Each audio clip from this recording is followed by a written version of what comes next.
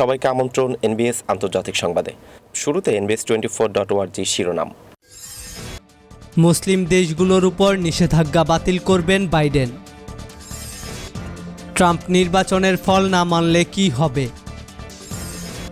America ভুল শুধরে নিয়েছে, এবার ভারতের পালা। ট্রাম্প হেরে যাওয়ায় মার্কিন সমর্থন নিয়ে শঙ্কায় তাইওয়ান।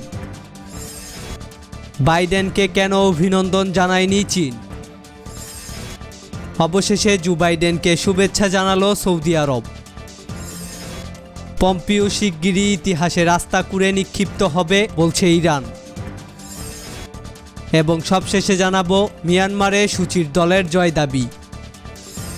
দর্শক, এতক্ষণ শুনছিলেন শিরোনাম, এবার বিস্তারিত। মুসলিম দেশগুলোর উপর নিষেধাজ্ঞা বাতিল করবেন বাইডেন। যুক্তরাষ্ট্রের 46তম প্রেসিডেন্ট নির্বাচিত হয়েছেন ডেমোক্র্যাট দলের জো বাইডেন। তিনি ক্ষমতা গ্রহণের পর ডোনাল্ড ট্রাম্প প্রশাসনের অনুসৃত বেশ কিছু নীতি বদলে দেওয়ার পরিকল্পনা নিয়েছেন বলে বিভিন্ন গণমাধ্যমের খবরে বলা হয়েছে।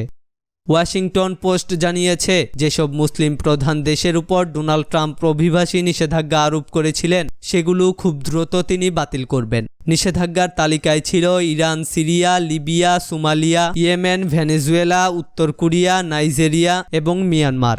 আফ্রিকার দেশ সুদানও এই তালিকায় ছিল, তবে পরবর্তীতে সৌদি নেতৃত্বাধীন আরব জোটে যোগ দিয়ে ইয়েমেনের বিরুদ্ধে যুদ্ধে অংশ নেয়ার কারণে সুদানকে সন্ত্রাসী তালিকা থেকে বাদ দেয় ট্রাম্প প্রশাসন। এছাড়া যেসব কিশোর তরুণ অবৈধভাবে তাদের স্বপ্ন পূরণের জন্য আমেরিকায় প্রবেশ করেছেন তাদেরকে সে দেশে থাকার অনুমতি দেবেন বলে জানিয়েছেন বাইডেন। তিনি এই সংক্রান্ত আইন পুনর্বহাল করতে চাচ্ছেন। প্রেসিডেন্ট ট্রাম্প প্যারিস জলবায়ু চুক্তি থেকে বেরিয়ে গেছেন, এই চুক্তিও পুনর্বহাল করতে চান জো বাইডেন। এমনকি বিশ্ব স্বাস্থ্য সংস্থা থেকে ট্রাম্প প্রশাসন বেরিয়ে গেলেও বাইডেন তাতে আবার ফিরে আসবেন বলে জানিয়েছেন। ট্রাম্প নির্বাচনের ফল না মানলে কি হবে? মার্কিন প্রেসিডেন্ট নির্বাচনে হেরে গেছেন ডোনাল্ড ট্রাম্প, কিন্তু এখনও এই ফল মেনে নিয়ে কোনো বক্তব্য আসেনি ট্রাম্পের পক্ষ থেকে, বরং উল্টো ভোট চুরির অভিযোগ আনছেন বারবার। তিনি যদি শেষ পর্যন্ত ফল না মানেন তাহলে কি হবে, এখন সেই প্রশ্নই উঠছে। বিবিসির এক প্রতিবেদনে বলা হয়, বিশেষজ্ঞরা বলছেন ক্ষমতাসীন প্রেসিডেন্ট যদি নির্বাচনে পরাজিত হন এবং সেই ফল নির্বাচনী কর্তৃপক্ষ আনুষ্ঠানিকভাবে নিশ্চিত করে, তাহলে তিনি পরাজয় স্বীকার করলেন কি করলেন না তাতে কিছু এসে যায় না। নির্বাচনে পরাজিত প্রার্থী পরাজয় স্বীকার করেন জয়ী প্রার্থীকে ফোন করে এবং সমর্থকদের উদ্দেশ্যে বক্তৃতার মাধ্যমে। নিকট অতীতে হিলারি ক্লিনটন, জন ম্যাককেইন, আল গোর, জর্জ এইচ বুশ সবাই তাই করেছেন। তবে এই পরাজয় স্বীকার করা একটা আনুষ্ঠানিকতা বা রাজনৈতিক সৌজন্য মাত্র, এর কোনো আইনি বাধ্যবাধকতা নেই। ইলিনয় স্টেট বিশ্ববিদ্যালয়ের রাজনীতির অধ্যাপক ডক্টর আলী রিয়াজ বলেছেন, প্রেসিডেন্ট ট্রাম্পের ক্ষমতার মেয়াদ শেষ হচ্ছে 2021 সালের 20 জানুয়ারি দুপুর 12টায়। এরপর তিনি আর প্রেসিডেন্ট থাকবেন না। তিনি বলেন, আগামী 20 জানুয়ারি ট্রাম্পের বর্তমান ক্ষমতার মেয়াদ শেষ হবে এবং সে সময়ই 2020 এর নির্বাচনে বিজয়ী প্রার্থী শপথ নেবেন এবং শপথ নেয়ার সঙ্গে সঙ্গে তিনি প্রেসিডেন্ট হবেন। এই শপথ গ্রহণের অনুষ্ঠান সাধারণত কংগ্রেস ভবনের সামনে হয়ে থাকে, কিন্তু আইনগতভাবে এরও কোনো বাধ্যবাধকতা নেই। পরাজিত প্রার্থী নতুন প্রেসিডেন্টের শপথ অনুষ্ঠানেও উপস্থিত থাকেন, যেমন ট্রাম্পের শপথের দিন ছিলেন হিলারি ক্লিনটন। যুক্তরাষ্ট্রের আইন বিশেষজ্ঞরা বলছেন, ট্রাম্প ভোটের ফলে হেরে গেলেও হয়তো ক্ষমতা আঁকড়ে থাকার জন্য নির্বাচনে জালিয়াতির অভিযোগ এনে আইনি লড়াই চালানোর চেষ্টা করতে পারেন, তবে সেসব মামলায় তেমন কোনো কাজ হবে না। তারা বলছেন, ট্রাম্প যাই করুক, আগামী 20 জানুয়ারি নতুন প্রেসিডেন্ট শপথ নিলে যুক্তরাষ্ট্রের সামরিক বাহিনী এবং বিচার বিভাগ সহ প্রশাসনের নিয়ন্ত্রণ নতুন প্রেসিডেন্টের হাতেই চলে আসবে। আমেরিকা ভুল শুধরে নিয়েছে, এবার ভারতের পালা। আমেরিকার মানুষ ভুল শুধরে নিয়েছেন, ভারত তা থেকে শিক্ষা নিলে ভালো হয়, মন্তব্য শিবসেনার। বিহারে বিধানসভা নির্বাচনের ফল কোন দিকে যায় এই মুহূর্তে সেই দিকেই তাকিয়ে গোটা দেশ। সেই পরিস্থিতিতে আমেরিকার প্রেসিডেন্ট নির্বাচনের প্রসঙ্গ টেনে বিজেপি এবং নীতিশ কুমারের জোটকে নিশানা করেই তাদের এমন মন্তব্য বলে জল্পনা রাজনৈতিক শিবিরে। আমেরিকায় ডোনাল্ড ট্রাম্পের হারের পর ভারতে বিরোধীদের মনোবল খানিকটা হলেও বেড়েছে। তাদের মতে ট্রাম্পকে হারানো সম্ভব হলে নরেন্দ্র মোদি বা বিজেপিকে হারানোও অসাধ্য নয়। শিবসেনার দলীয় মুখপাত্র সামনায় সেই একই সুর ধরা পড়েছে। তাদের দাবি, রাষ্ট্রের মাথায় বসার যোগ্যই ছিলেন না ট্রাম্প। আমেরিকার মানুষ ভুল বুঝতে পেরেছিলেন, তাই 4 বছরেই তা শুধরে নিয়েছেন। একটা প্রতিশ্রুতিও পূরণ করতে পারেননি উনি। ট্রাম্পের পরাজয় থেকে আমরা কিছু শিখতে পারলে ভালো।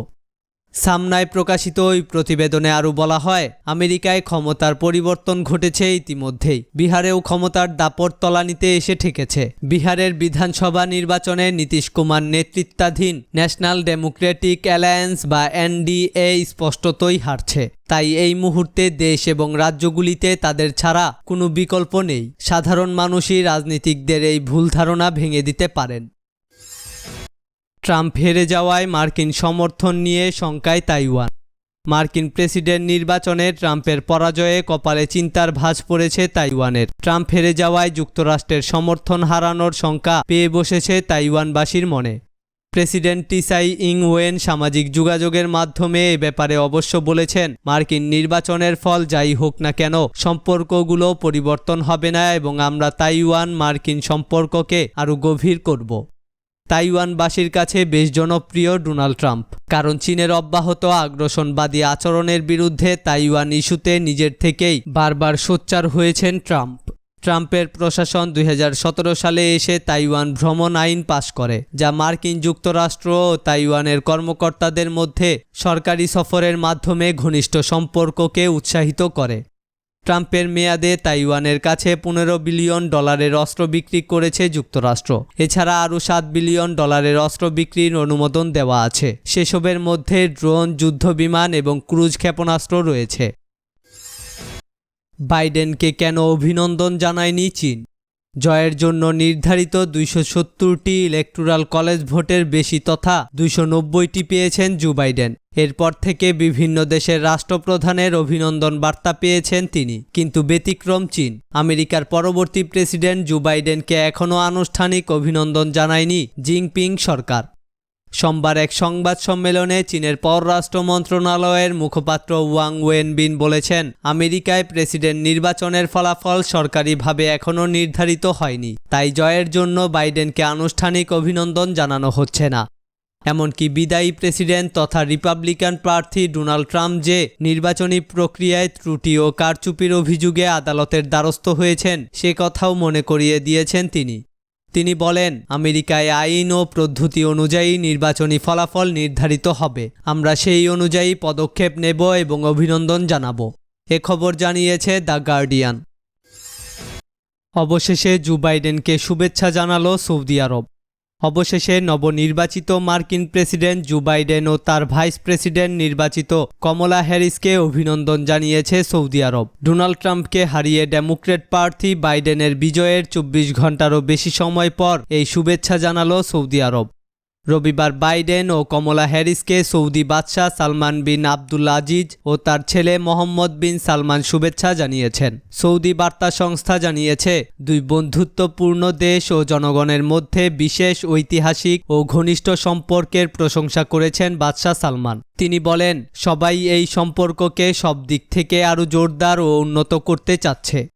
ট্রাম্পের সঙ্গে যুবরাজ মোহাম্মদ বিন সালমানের ব্যক্তিগত সম্পর্ক রয়েছে, আর নির্বাচনী প্রচারে সৌদি আরবের সঙ্গে সম্পর্ক পুনর্মূল্যায়নের প্রতিশ্রুতির কথা জানিয়েছিলেন সাবেক vice president Joe Biden. Pompeo শিগগিরই ইতিহাসে রাস্তা কুড়ে নিক্ষিপ্ত হবে বলছে ইরান। ইরানের পররাষ্ট্র মন্ত্রণালয়ের মুখপাত্র সাইদ খাতিবজাদে বলেছেন, ব্যর্থতার বিশাল বোঝা কাঁধে নিয়ে অচিরেই মার্কিন পররাষ্ট্রমন্ত্রী মাইক পম্পিওকে ইতিহাসে রাস্তা কুড়ে নিক্ষিপ্ত হতে হবে। মাইক পম্পিও রবিবার এক টুইটার বার্তায় ইরানের নির্বাচনী ব্যবস্থাকে প্রশ্নবিদ্ধ করার চেষ্টা করেন। এর প্রেক্ষিতে দেশটির পররাষ্ট্র মন্ত্রণালয়ের মুখপাত্র এই টুইট করেন।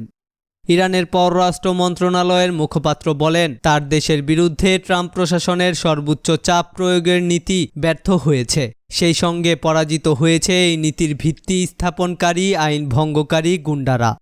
তিনি আরও বলেন, এমন সময় ব্যর্থতার বিশাল দায়ভার নিয়ে ট্রাম্প প্রশাসনকে ইতিহাসে রাস্তা কুড়ে নিক্ষিপ্ত হতে হচ্ছে, যখন ইরানি জনগণ আগের মতো বুক ফুলিয়ে সম্মানজনক জীবনযাপন করছে। মিয়ানমারে সু চির দলের জয় দাবি। মিয়ানমারের সাধারণ নির্বাচনে সংখ্যাগরিষ্ঠতা পাওয়ার দাবি করেছে দেশটির ক্ষমতাসীন রাজনৈতিক দল ন্যাশনাল লীগ ফর ডেমোক্রেসি বা এনএলডি। পরবর্তী সরকার গঠনের জন্য পার্লামেন্টের বেশিরভাগ আসনে তারা জয় পেয়েছে বলে সোমবার দাবি করে দলটি। দেশটিতে এটি দ্বিতীয়বারের মতো গণতান্ত্রিক নির্বাচন। 2011 সালে সেনা শাসনের কবল থেকে বেরিয়েছিল দেশটি। স্থানীয় গণমাধ্যমগুলো আভাস দিয়েছে যে বেসরকারি ফলাফলে এনএলডি এগিয়ে রয়েছে। বার্তা সংস্থা রয়টার্সকে এনএলডির মুখপাত্র মিউনিন্ত বলেন, অভ্যন্তরীণ প্রতিবেদনে দেখা গেছে অং সান সুচির নেতৃত্বাধীন ন্যাশনাল লীগ ফর ডেমোক্রেসি পার্লামেন্টে 322 আসনে জয় পেয়েছে। যদিও দেশটির নির্বাচন কমিশন এখন পর্যন্ত আনুষ্ঠানিকভাবে নির্বাচনের ফলাফল ঘোষণা করেনি। আমরা জনগণকে ধন্যবাদ জানাই। জনগণের জন্য, দলের জন্য এটি উৎসাহজনক নির্বাচনী ফল। রবিবার অনুষ্ঠিত এই নির্বাচনকে মিয়ানমারের নেত্রী অং সান সুচির এনএলডি নেতৃত্বাধীন নব্য গণতান্ত্রিক সরকারের প্রতি গণভোট হিসেবে দেখা হচ্ছে। এ খবর জানিয়েছে রয়টার্স ও ইকোনমিক টাইমস। দর্শক, এই ছিল এখনকার মতো। আমাদের পরবর্তী সংবাদ দেখার আমন্ত্রণ জানিয়ে বিদায় নিচ্ছি আমি শফিউল আলম আরাফ।